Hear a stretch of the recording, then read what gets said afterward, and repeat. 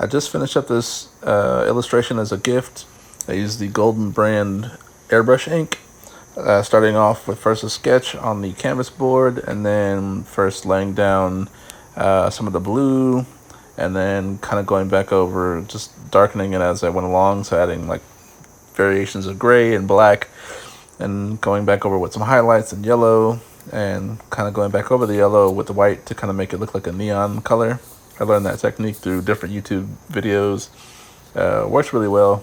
But anyway, ended up finishing off with some more highlights here and there just to make certain areas pop, and then going back over with black to like emphasize different shadow parts and stuff. But again, hit it with the varnish at the very end. It brought all the colors down a little bit. It made everything slightly more vibrant, at least to my eye. And I use a very glossy varnish, so it really made everything pop in the end.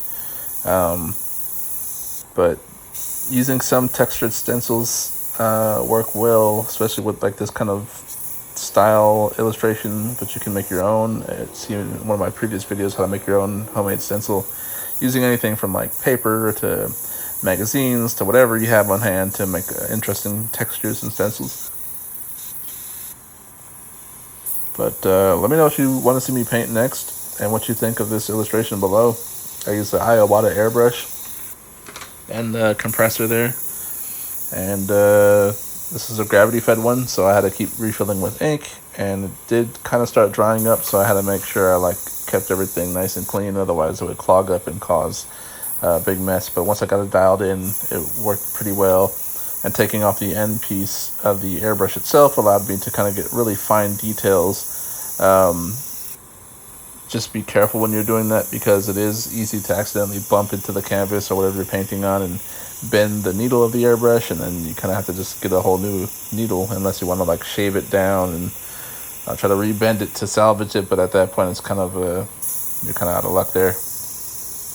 But yeah, I wanted to try to see how much I can push this as far as like textures go, without losing too much. And there were certain moments I kind of lost some details here and there, and going over it so many times, you kind of lose the original sketch, which I kind of forgot where it was with the nose and the eye. So I had to kind of make it up as I went a little bit.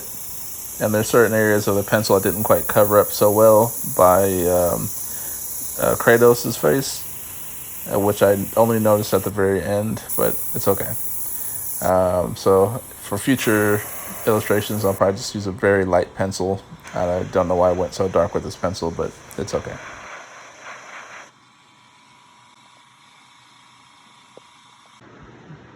I just put the varnish on it, so it's a little shiny.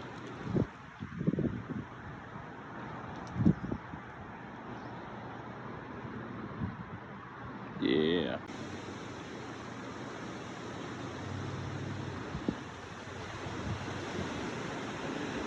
There you go.